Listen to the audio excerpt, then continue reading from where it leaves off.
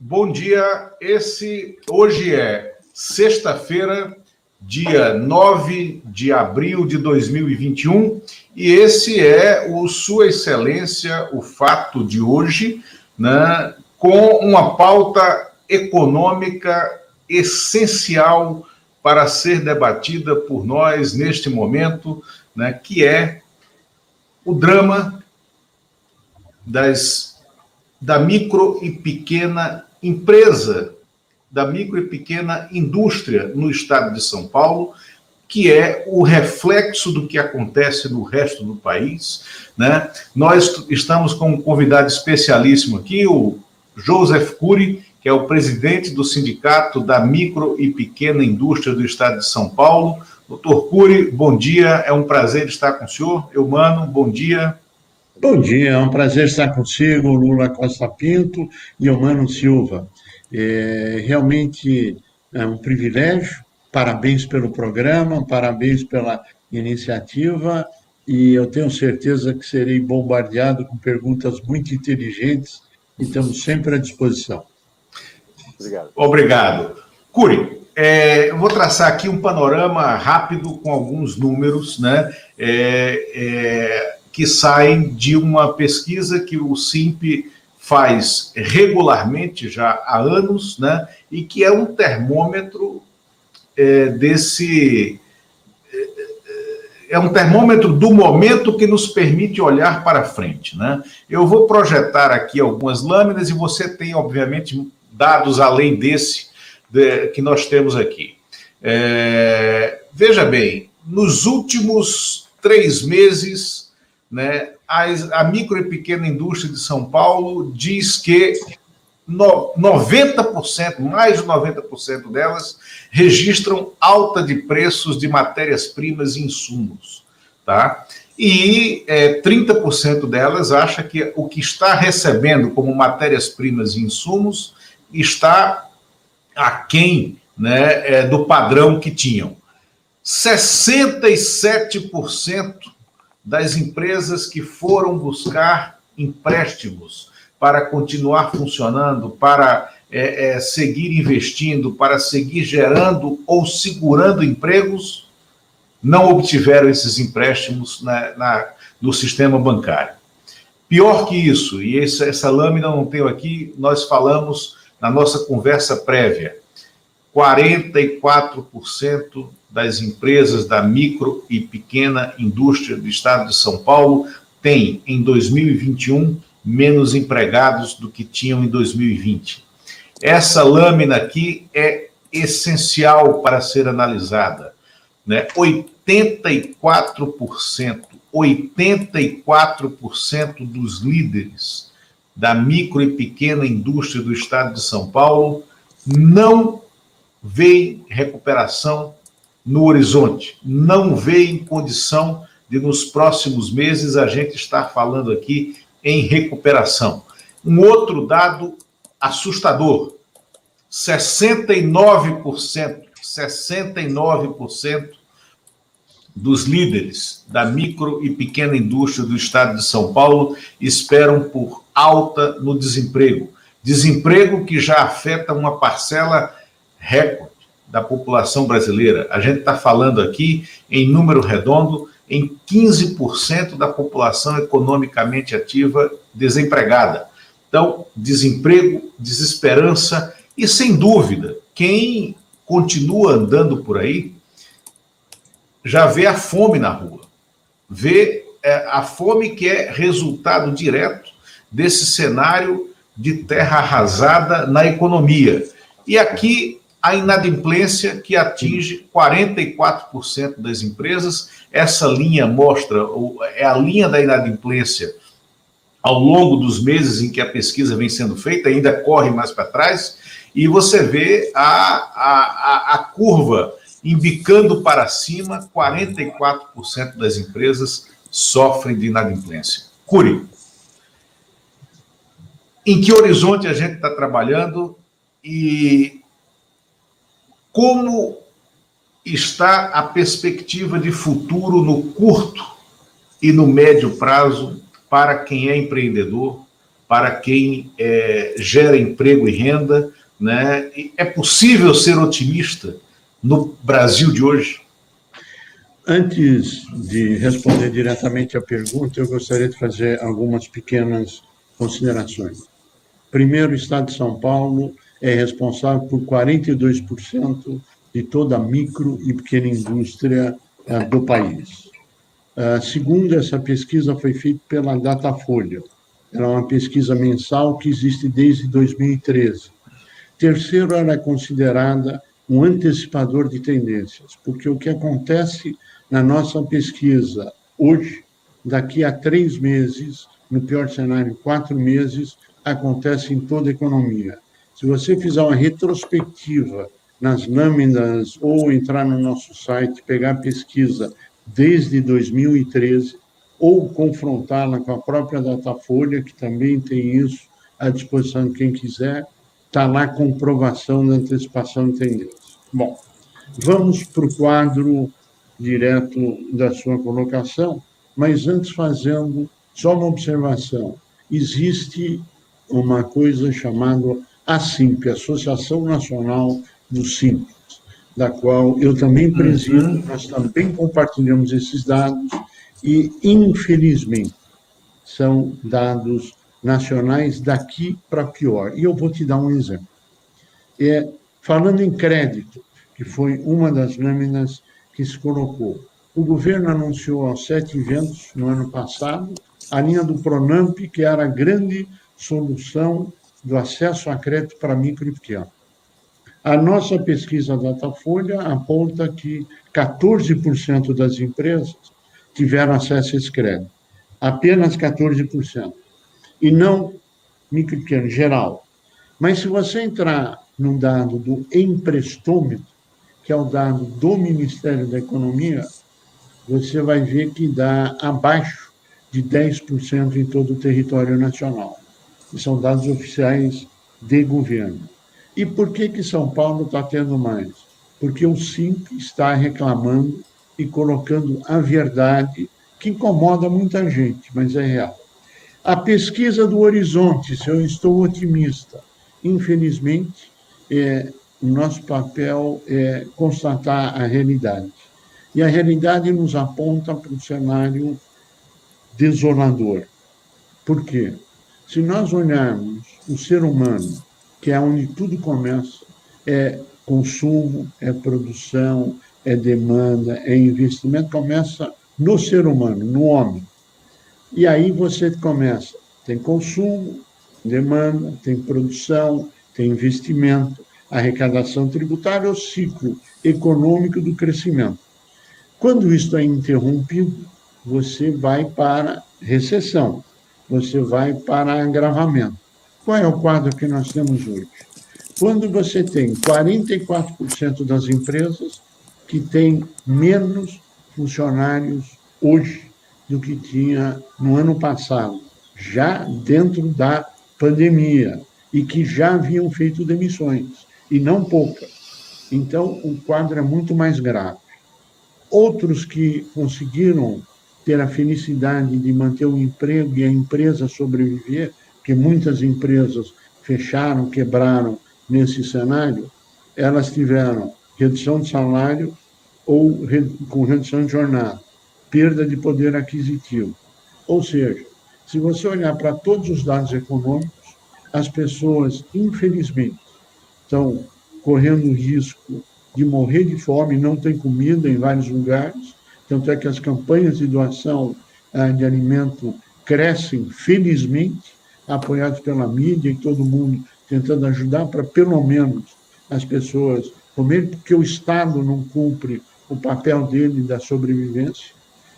O auxílio emergencial, que já em setembro do ano passado, a pesquisa demonstrava a necessidade da manutenção, e a gente pode falar isso daqui a pouco, em dados sobre a alimentação, a planilha eu vou demonstrá-la já.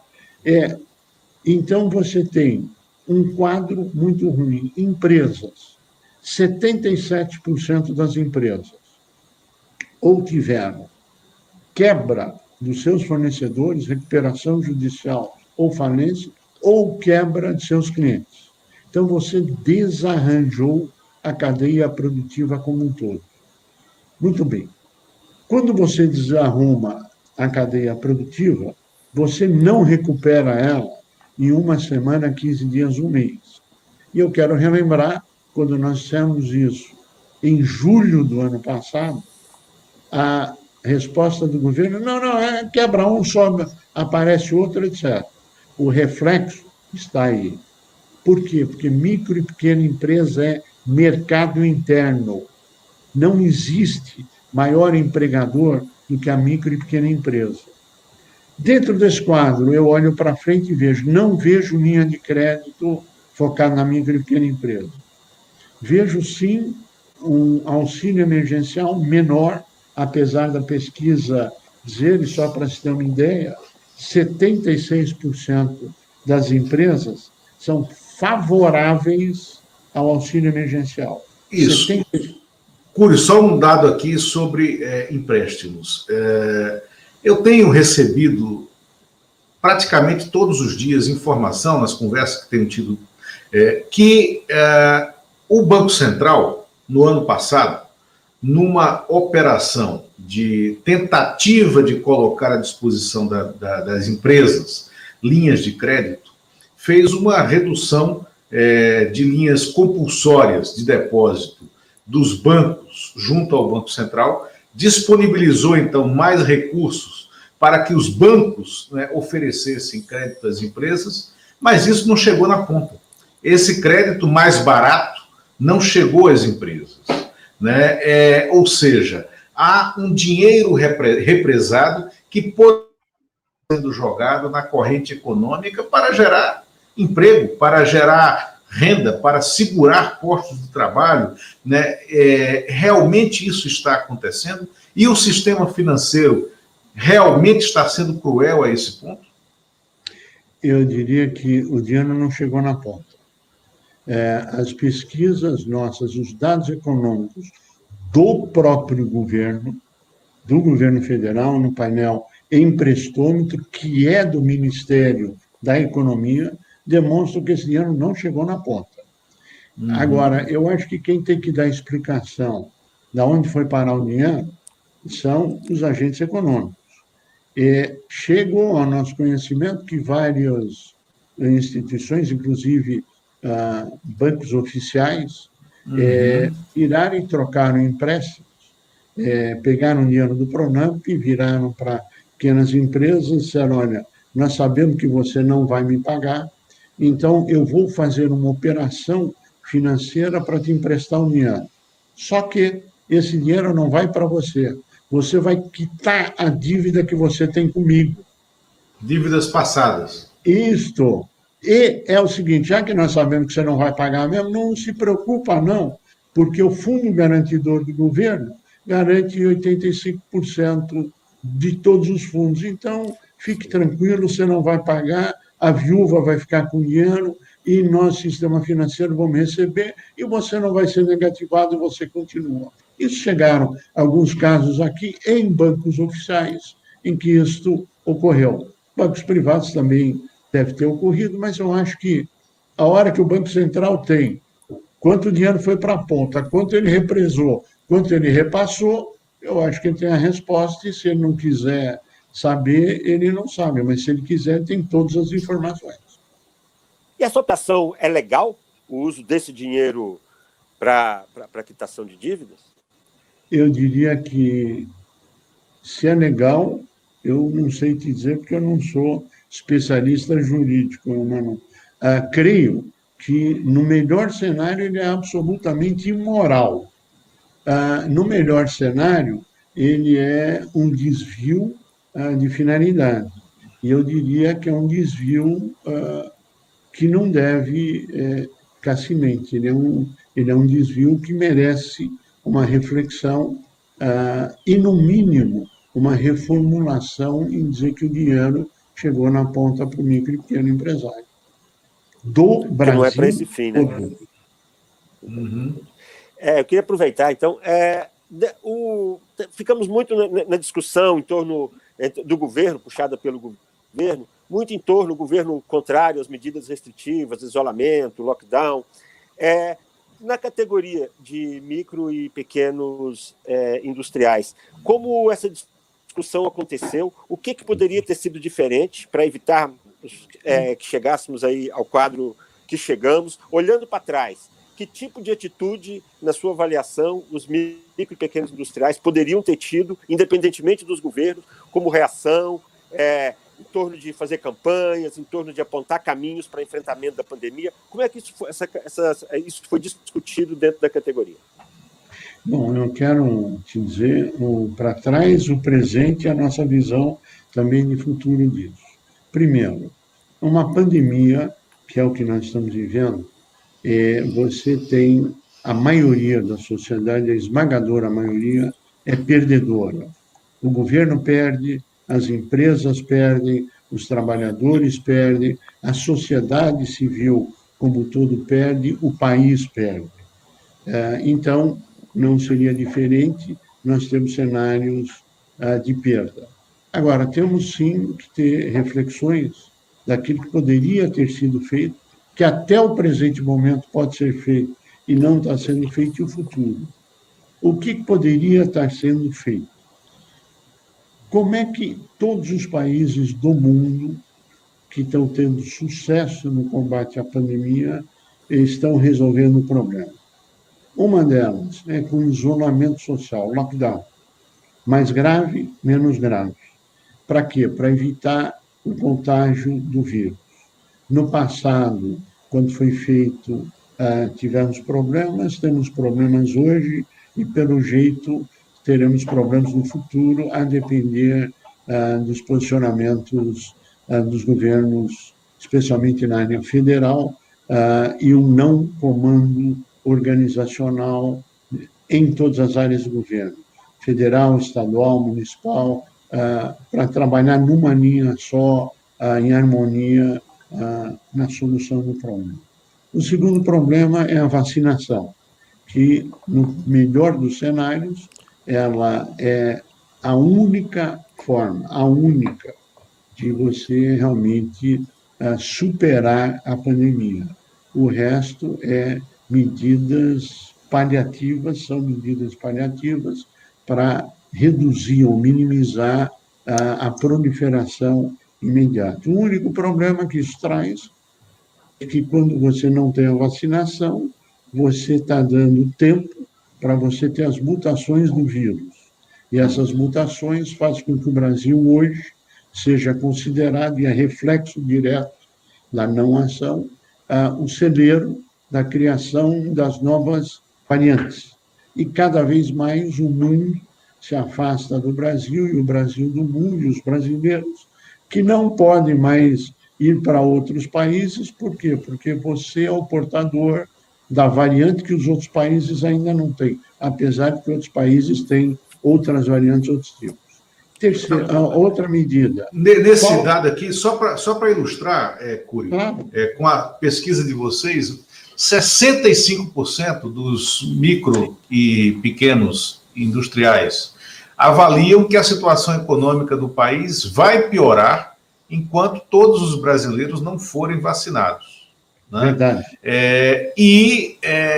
65% avaliam que a situação vai piorar no geral. E 54% avaliam que a situação vai piorar para os seus negócios próprios, pessoais. Né? Então, você vê que a luta pela vacinação é uma luta, é quase que uma voz uníssona dos diversos setores da sociedade. Né?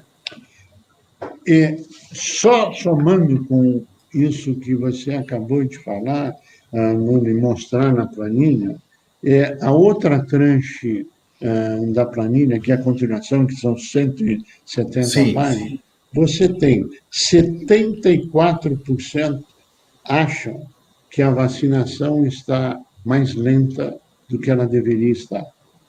Sim. Só corroborando com aquele número na planilha que você acabou de mostrar, dos 65%, só vai melhorar quando a vacinação for. Então, é verdade, toda essa somatória. Agora, vamos adiante no aspecto econômico. O que os outros países desenvolvidos estão fazendo? E qual o caminho que o Brasil não segue? Em vez de você dizer, eu vou te dar uma linha de crédito via o sistema financeiro, etc., o que os outros países fizeram? Estados Unidos, por exemplo, pegou dinheiro, colocou $10.000 na conta por mês, $10.000 na conta direta da empresa. O Banco Central e a Receita Federal têm esse controle no Brasil. A fundo perdido, não é empréstimo, a fundo perdido, só para você não fechar a empresa. Só para a empresa continuar viva, para no período pós-pandemia você começar a voltar a funcionar. E agora, um exemplo para o mundo, aí, quase 4 trilhões de dólares de incentivo para aquecimento econômico e infraestrutura. A pergunta é, e o Brasil? Qual é o modelo que nós vamos? Agora, isso só está acontecendo nos Estados Unidos? Não é verdade. Pegue todos os países. Não, na França agora. A França começou, nessa última segunda-feira, o seu 5º lockdown, né, rígido, e estruturou esse lockdown, né, e o governo francês está pagando 85% do salário líquido de todos os empregados, seja da iniciativa privada, seja empregados públicos, claro, mas os da iniciativa privada da França. 85% do salário líquido de todos os funcionários depositado na conta das empresas. Ou seja, o governo se organizou. O governo se organizou como uma guerra, né? Porque para lutar uma guerra você precisa ter generais, né, estruturando, né, o ataque, o contra-ataque, cavar trincheira, quem está de que lado e como você vai fazer a condução desse processo.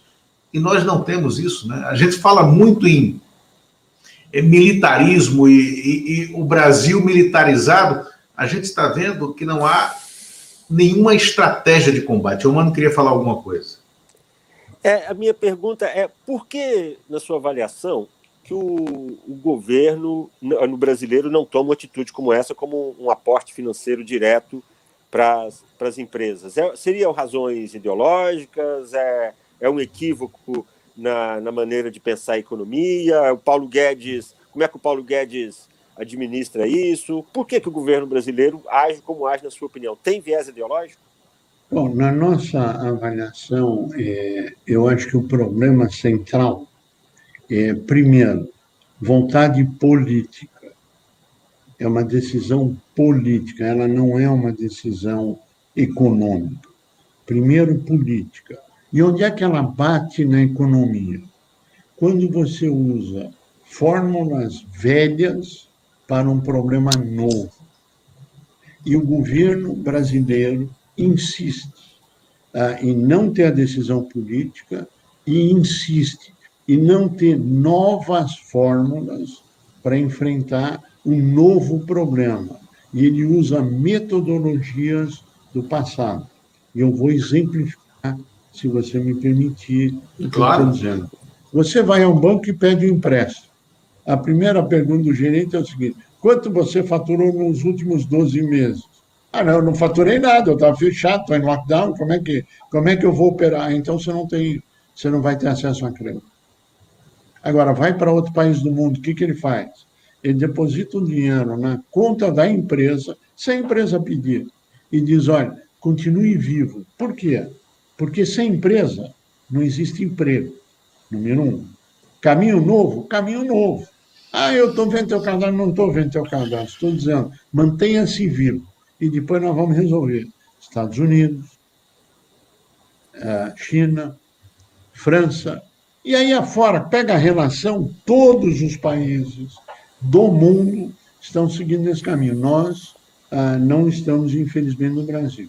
O governo federal, até para ser justo, prorrogou recentemente o prazo de pagamento dos impostos para quem está no Simples, agora até junho.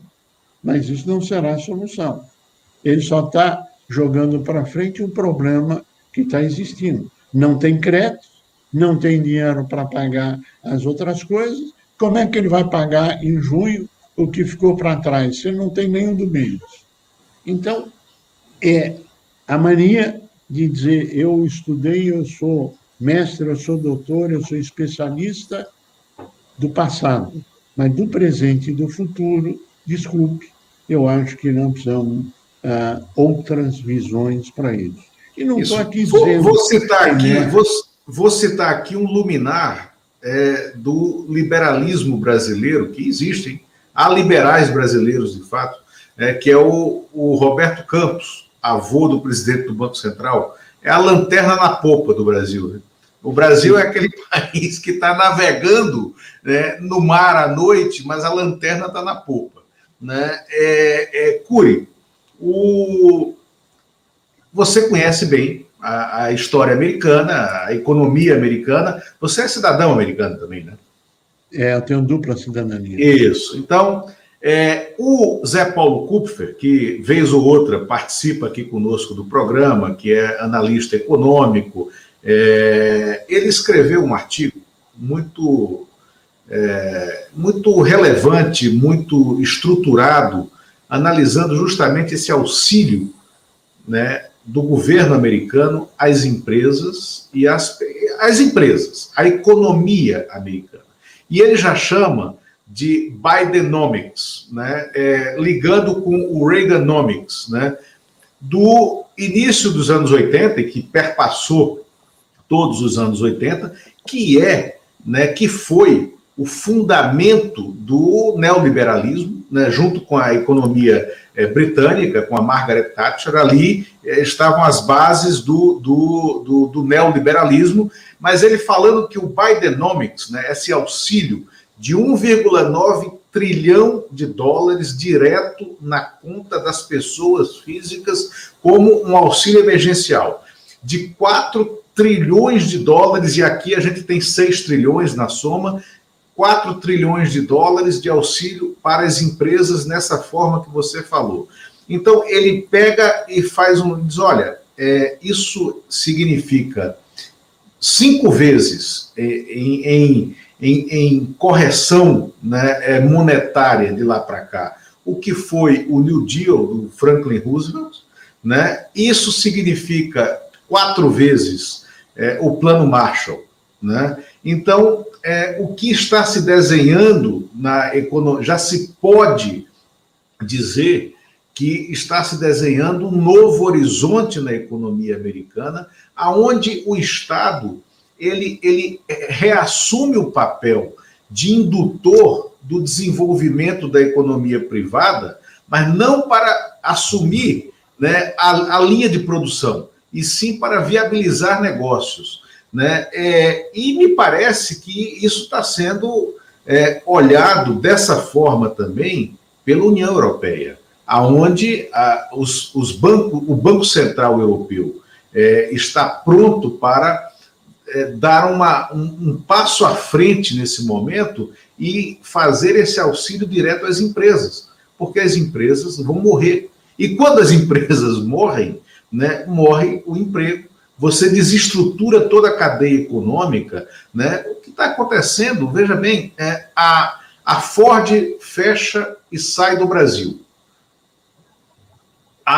O que fica para trás não são aqueles 1.200 empregos diretos que a Ford tinha, né? O que fica para trás da linha de produção, da micro e pequena indústria que fabrica, até o que a gente está falando de micro e pequena indústria, são empresas que empregam até 50 funcionários, não é isso? Pela definição de vocês.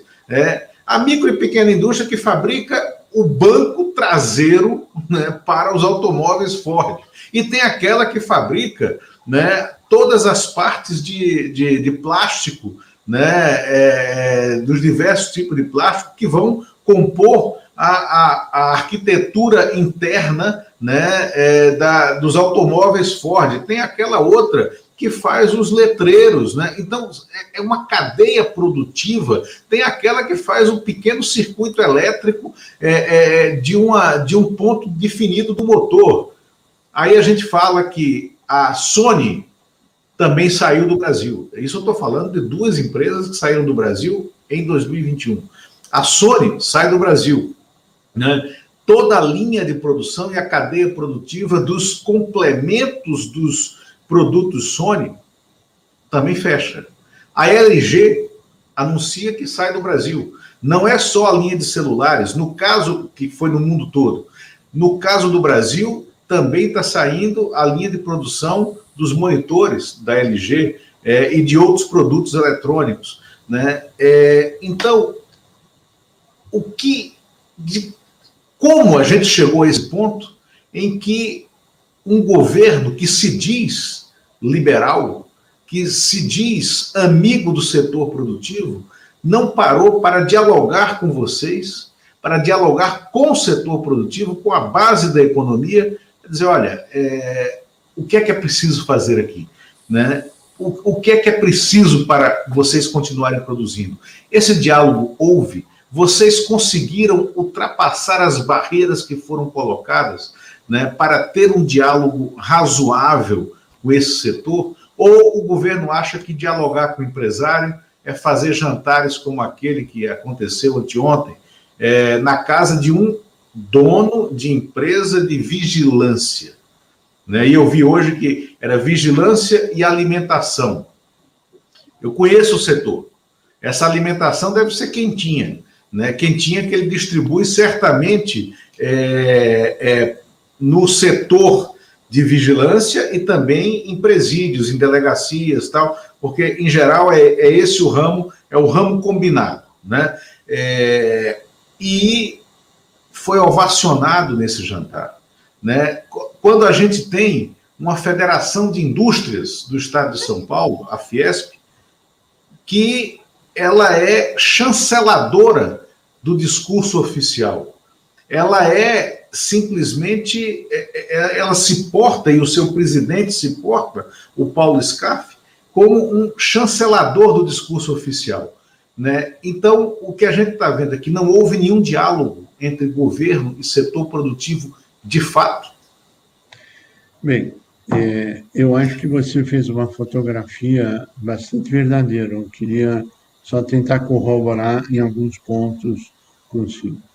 Quando os Estados Unidos, no exemplo que você deu do liberalismo, ele vem para novas formas, onde o Estado ele agora preserva o setor produtivo, emprego, renda, etc.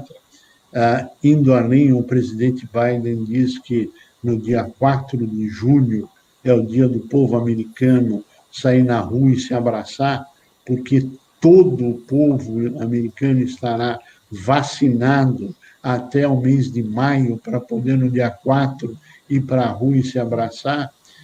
E ele injeta dinheiro na economia, nas empresas, na sociedade civil como um todo, para manter e fazer uma retomada rápida. É um caminho novo de um problema novo. No Brasil, nós temos um problema novo com soluções velhas. Quando nós falamos de soluções velhas, você perguntou se o governo quer ouvir a posição da micro e pequena empresa. Então, a gente tem que dizer as coisas como elas são. Como é que o governo atual se definiu? A questão de micro e pequeno é lá num departamento do Ministério da Economia e tem lá um comitê temático, que é uma lei que existe, de apoio à micro e pequena empresa. Então, você vai discutir lá o seu tema. Este comitê temático tem como base na legislação que você não pode discutir problema tributário, você não pode discutir novas soluções dos novos problemas, você tem que ficar na fórmula velha. Então, na verdade, ele não quer ouvir a solução do problema da micro e pequena empresa. Por quê? Porque ele dá para o SEBRAE, que faz parte do sistema S, que é sustentado pelo governo, através dos impostos arrecadados, como porta-voz da micro e pequena empresa, quando, na verdade, ele não é. Ele é um órgão de apoio conforme a legislação, e não um órgão de representação. Falando em Fiesp em São Paulo, infelizmente nós estamos vendo que ela virou um partido político. Hoje ela é um braço de um partido político na pessoa do seu presidente, que é candidato, foi candidato várias vezes a cargo público, continua lá e, claro, chancelando posições que também ela é sustentada, não vamos esquecer, pelo sistema S, com verbas públicas, com o dinheiro dos nossos impostos. Ou seja, ela jamais terá independência de sentar e se colocar na posição necessária nos moldes em que ela está estruturada hoje. Nos outros países do mundo, este modelo é diferente. Mas vamos ficar aqui no Brasil. Então, nós temos, sim, um pessoal chancelando posições, e mais do que isso, se não chancelar, não conversa e não haverá o repasse dos recursos públicos. Este é o quadro. O setor empresarial, você vê a cada dia, e cada vez mais, em associações, em outros movimentos, se fazendo representar direto, junto a órgãos do governo federal, estadual, municipal e assim por diante. Ou seja, nós estamos vivendo a desestruturação, infelizmente, de entidades que deveriam estar tendo um papel essencial na defesa disso. Qual é o papel que tem se tido para o reaquecimento econômico? Qual é o papel que se tem para a reforma tributária? O que é que nós estamos discutindo? A Fiesp apoia a PEC 45, da reforma tributária. O que é a PEC 45? O que está escrito lá? Número 1, acaba com o Simples Nacional. Então, não pode ser de interesse da micro e pequena empresa. Quando ele começou, a PEC 45 tinha que as empresas ligadas ao Simples continuariam no Simples e depois haveria a reforma. Hoje, está escrito lá que extingue o Simples, ou seja, prejuízo direto da micro e pequena. E um aumento da carga tributária lá para a lua, tá? Como acontece na área de serviços e em outras áreas. Então, desculpe, não é um projeto que defende a micro e pequena empresa e a maioria das empresas, e a área de serviço, etc., e dizer, não, eu não vou olhar para a área de serviço porque não é minha representação, mas te afeta diretamente. Que hora que sobe o transporte, o engenheiro, o economista, etc., tudo da área de serviço, a advocacia, a contabilidade, transportes, logística, e afora vai, está afetando diretamente o seu custo. Então, a grande indagação é, este é o modelo que está nos levando a isso. Então, o governo faz o que quer e as pessoas dizem amém. Mas, se você pegar o que acontece no resto da sociedade, não existe esse amém em vários itens que estão ocorrendo no governo. Ele acerta medidas, sim, tem algumas medidas acertadas que têm que ser aplaudidas. Mas, na média geral, basta se pegar os índices de aprovação e popularidade, que eu acho que elas refletem muito o que a sociedade, que as pessoas, o que os empresários, o que os trabalhadores estão pensando sobre o governo. E o porquê. Basta analisar e está lá o porquê. Acho que esse modelo precisa ser revisto. E aí você vai me perguntar, bom, e o Simples? Recebe verba pública? Não. Não. Já recebi? Não. Quer receber? Não. Nós queremos continuar independentes. E vamos continuar independentes. E é por isso que somos amados e odiados. Mas isso faz parte de uma legítima representação sindical, patronal. Eumano, você tinha uma pergunta? Eumano? Sim, sim, alô, estão me ouvindo? Sim. Está me ouvindo? Sim. A minha pergunta assim, saindo um pouco da economia, foi traçado um cenário bastante preocupante no cenário econômico. Eu queria saber, na sua avaliação, quais são as consequências sociais disso. O que vai representar isso em função, além do desemprego, o tipo de instabilidade na sociedade, qual a preocupação que vocês têm com isso?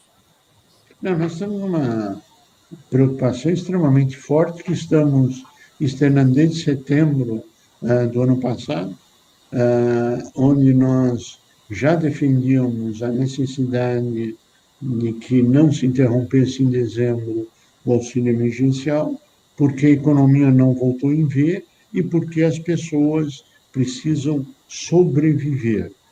E, infelizmente, isso não veio. Então, não é de hoje. A consequência do desemprego não é o desemprego. Perdi o emprego, tá bom, vou buscar outro emprego. Não, não vai buscar outro emprego, porque não tem outro emprego disponível. Por quê? Porque estamos numa recessão. Em função da pandemia, em função da pandemia. Eu poderia estar melhor? Poderia. Poderia estar pior? Poderia. Tudo poderia ser melhor ou pior. Depende como você administra, como você faz. A consequência social é dramática. E a social, ela vem junto com a econômica, ela é indissociável. Você não pode virar para alguém que não tem como comer, que não tem como sustentar a família, que não tem como dar comida para os filhos, e fazer um discurso para ele dizendo, olha, daqui a 2 anos a economia retoma, olha, o caminho da defesa da sociedade, enfim. Você não vai falar em democracia, você está empurrando essas pessoas para uma conflagração social. A hora que todo mundo não tem o que comer, não tem todo mundo em escala crescente, que é o que vem ocorrendo, não tem o que comer, não tem o que fazer, ele fica 3 meses, 4 meses praticamente, sem receber um único centavo. Para onde que ele vai? Ele vai para a criminalidade. Né? Não tem o que comer, não tem o que fazer. O que é que você está empurrando? Você está empurrando conscientemente, né? Ou então é aquela história do pior cego é aquele que não quer ver. Então, a nossa avaliação é preocupante em relação ao futuro. Espero que as autoridades olhem para isso. Nós vemos alguns movimentos, alguns governadores extremamente preocupados com isso, tomando medidas nesse sentido, mas eu acho que enquanto todos os governantes do país inteiro não olharem para esse aspecto, nós caminhamos em cima do fio da navalha, que eu gostaria de poder voltar no seu programa daqui a algum tempo dizendo, olha, errei, eu estou errado, torço que eu esteja errado, mas creio que, infelizmente, o quadro é preocupante. Pois é, eu te falei antes, quando a gente estava aqui sem estar ao vivo, né, no backstage, que eu sempre fui mais pessimista do que otimista. Mas, ultimamente, eu tenho tido medo do meu pessimismo, porque a situação está muito pior do que eu mesmo imaginei que ela estaria. Cury, voltando ao cálculo do Zé Paulo Kupfer, ele estima que, em razão da alta da inflação brasileira, que é um problema muito grande, a gente está tendo uma inflação em alta no momento de estagnação da economia, no momento de desemprego, no momento de fechamento de empresa. Então, estamos numa situação atípica do ponto de vista da engrenagem econômica. Em razão disso, o governo está aumentando a taxa Selic, né? E o Kupfer prevê que essa taxa chegará a 5,5% ou 6% ao ano em dezembro. E que isso significa uma concessão de 250 bilhões de reais em ganhos financeiros, em juros, para o sistema bancário.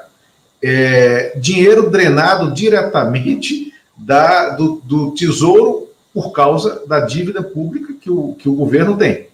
E ele diz, olha, se você tivesse pensando diferente, que é o que você fala, pensando diferente, fazendo outro tipo de investimento para manter a atividade econômica, manter o movimento econômico e, com isso, reduzir a inflação, reduzir essa estagnação econômica, gerar novos postos, você não precisaria jogar esses 250 bilhões no sistema financeiro, porque é um dinheiro estéril. É muito dinheiro para pouquíssimas pessoas. Aí vamos falar de vacinação, voltar ao tema que você abriu aqui. O governo, durante o ano de 2020, trabalhou contra a vacina. Trabalhou contra a vacina porque não apostou, não direcionou as suas, estou falando de governo federal, não direcionou as suas baterias para a estabilização de unidades de produção de vacina que existem, não só no Butantan e na Fiocruz. Você tem centros espalhados pelo país, laboratórios públicos e alguns privados que poderiam, neste momento, estar fabricando vacinas. Nós não fizemos os acordos comerciais necessários no ano passado, nós não trabalhamos a diplomacia, ao contrário, houve, como Ernesto Araújo, ex-ministro das Relações Exteriores, uma postura de confronto e de conflito constante com a China, né? De algum confronto também com a Índia, apesar da parceria política entre o Bolsonaro e o Narendra Modi, né? Mas uma certa hostilidade com a Rússia, que agora vem sendo mimada, vem sendo procurada pelo governo brasileiro, mas até aqui nós não possibilitamos, não viabilizamos a produção da vacina russa, que está sendo usada na Argentina com sucesso, que está sendo usada na própria Rússia e em outros países com sucesso, né? Resultado disso. Nós não temos uma concentração de energia de gestão, de decisão, para que a gente pudesse estar tendo uma vacinação em massa. Aí a gente fica a gente fica tendo que criar linhas de financiamento para um auxílio emergencial, que é muito aquém da necessidade real das pessoas, e fica dizendo que isso é gasto público. A gente fica olhando a depauperação do setor produtivo, como a pesquisa tem mostrado, 67% das empresas que buscaram empréstimo para continuar vivendo não obtiveram empréstimo porque foram vistas com desconfiança pelo sistema financeiro, e 44% das empresas, das micro e pequenas indústrias do estado de São Paulo já estão com algum tipo de inadimplência nos seus tesouros. E se a gente fizesse uma tentativa de organizar o orçamento da União para financiar a compra e a aplicação de vacina em massa? O Brasil sempre se destacou pelo seu Plano Nacional de Imunização. O Brasil sempre soube fazer campanhas de vacinação em massa. O Brasil tinha condições plenas de estar vacinando 3,5 milhões de pessoas por dia. A gente, raramente, foram escassos os dias que a gente atingiu 1 milhão de pessoas vacinadas em 24 horas. O Brasil está discutindo a possibilidade de que empresas possam comprar pontualmente vacinas para vacinar o seu quadro, e não fazer com que essas empresas ajudem um plano nacional de imunização, que seja um plano do SUS, que seja um plano público, que compre vacina, quem quiser financia, mas que se compre e que se aplique essas vacinas de maneira isonômica, equânime, dentro de um plano estruturado. As empresas estariam dispostas a ajudar algo dessa forma? Eu não tenho dúvida. Eu queria só voltar um pouquinho para chegar nisso. Quando você colocou que uma montadora, a Ford foi embora, que a Sony foi embora, que a LG foi embora, não foram só elas, não. Foram várias outras que fecharam fábricas ou deixaram de produzir no Brasil e estão produzindo em outros lugares. Agora, isto não traz só um desemprego pontual ou a cadeia produtiva. Isto traz um sinal vermelho, um alerta mundial, dizendo: olha, o Brasil não presta, nós não temos competitividade, o governo não olha para a gente, não tem crédito. Isto é muito mais danoso, com todo respeito, do que os 1.000 empregos, 2.000, 5.000 empregos. Porque isso você substitui de uma forma ou de outra, etc. Não serão empregos com a mesma qualidade, mesmo nível, mas não é esse o buraco.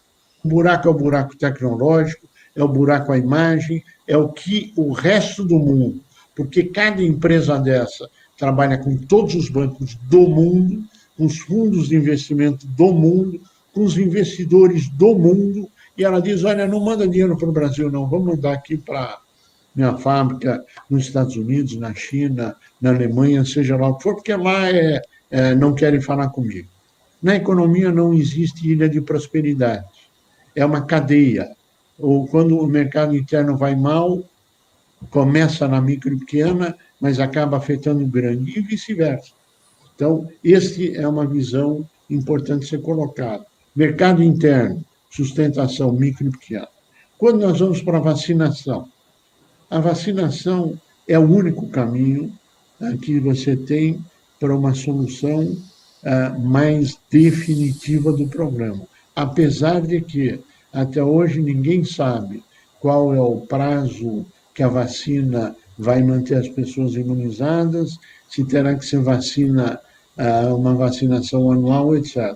Mas a vacinação agora, na pandemia, é o único caminho, além daquelas medidas, lavar a mão, distanciamento social, máscara, etc.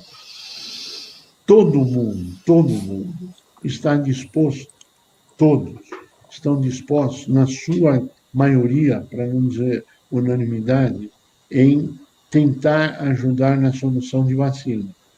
Mas o grande problema é que o Estado, o governo federal, não quer e não permite que empresas privadas, enfim, cooperativas, sindicatos, associações, seja o que for, possam trazer vacinas legalmente e vacinar seus associados, seus trabalhadores, a sociedade como um todo, etc. E, claro, que existe também um problema ético, moral.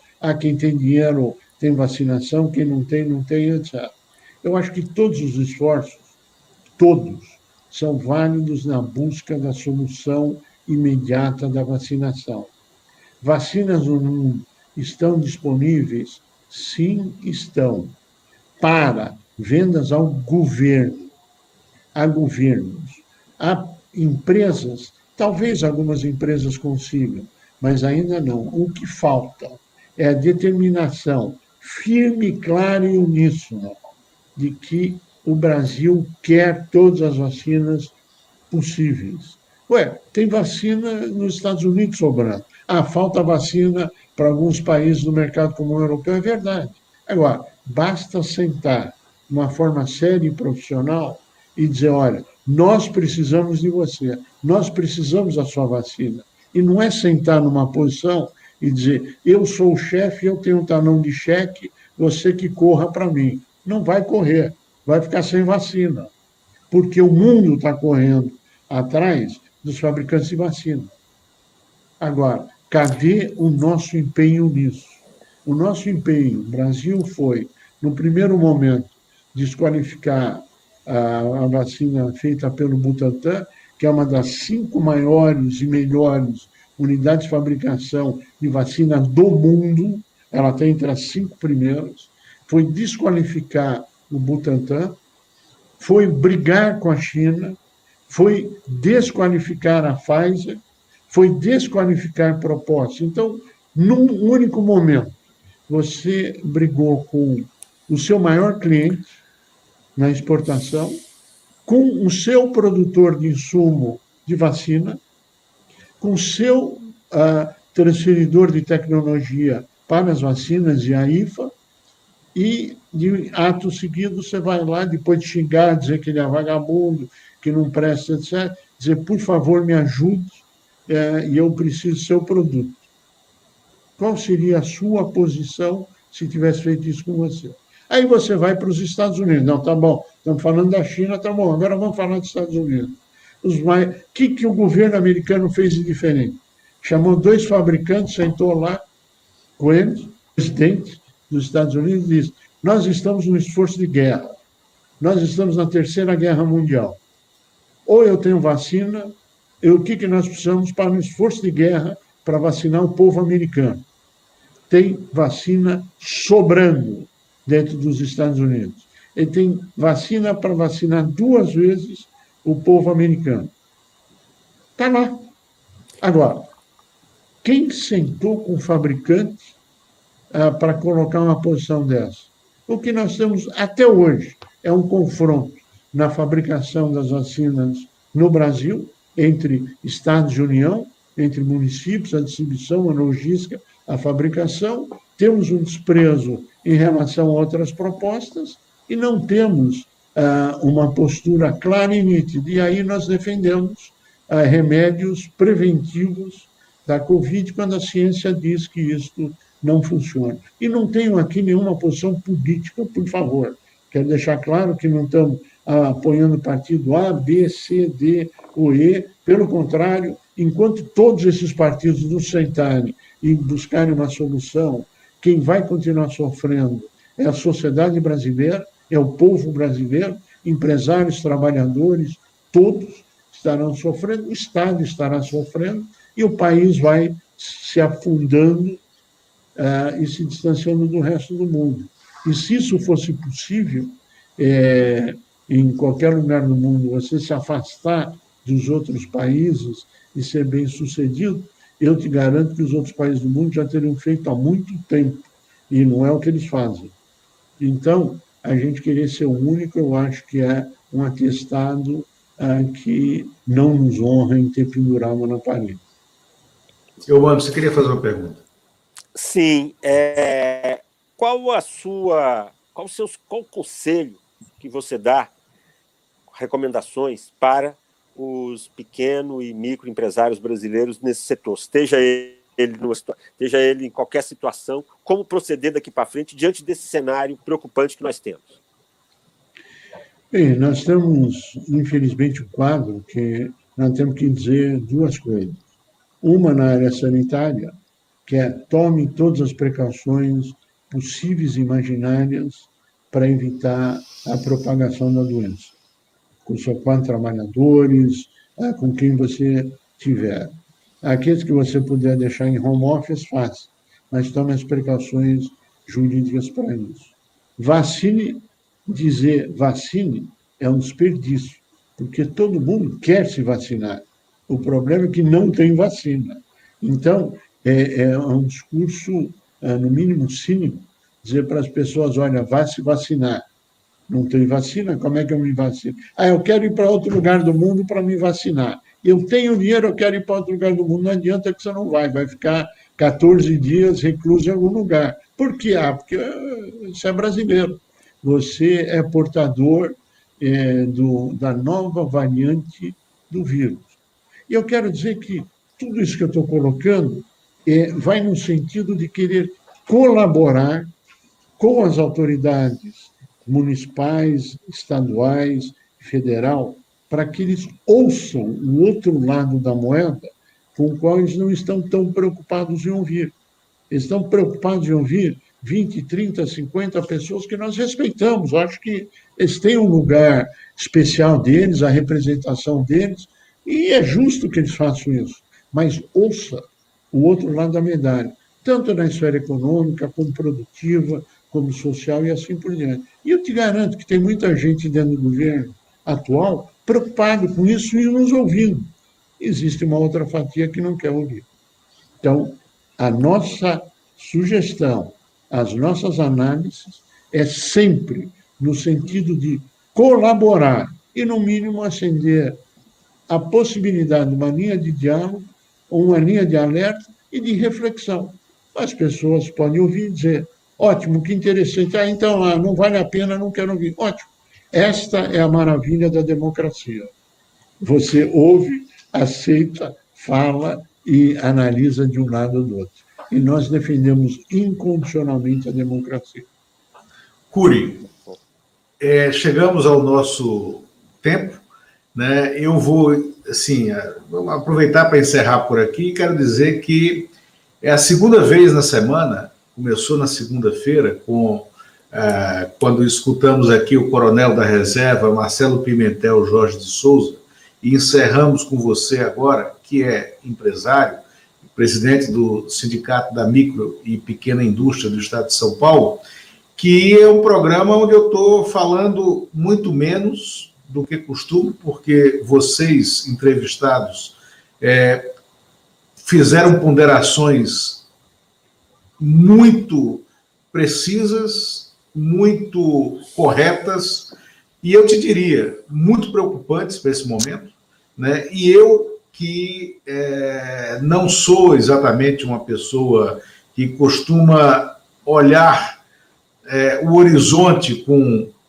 óculos de Pangloss lá para tornar mais róseo, eu saio preocupado porque você descreveu aqui um momento muito preocupante, né, da economia, com um reflexo social muito profundo e uma postura muito fechada, né, dos entes de governo para ter uma compreensão prática, né, disso que nós estamos vivendo. E para que percebam que isso tem reflexo direto no social. E a fome não é boa conselheira dentro de uma estrutura social, né? E a gente está caminhando de maneira muito célere para um momento de desorganização, né? Na hora que você desorganiza o panorama econômico, você desorganiza o panorama de toda a sociedade. Foi muito importante tê-lo aqui, muito bom, e eu te agradeço profundamente. Espero que voltemos a conversar e aí sim estejamos muito otimistas, nós três.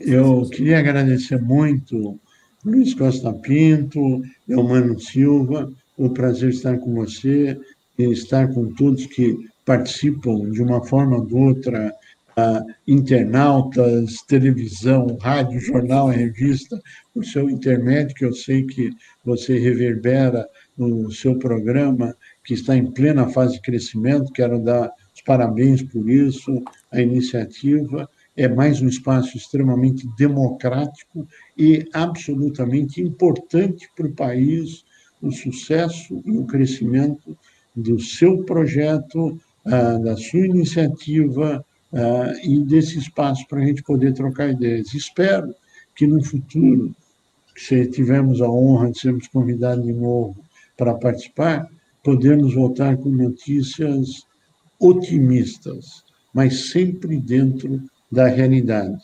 E o pior cego é aquele que não quer ver, e eu espero que a gente consiga fazer, que alguns consigam ver a luz, porque cegueira também, na maioria dos casos, tem cura. Vamos lutar para isso. Vamos, muito obrigado, um prazer estar com vocês e um bom fim de semana. Obrigado, Cury, obrigado, Eumano, né? E obrigado a quem nos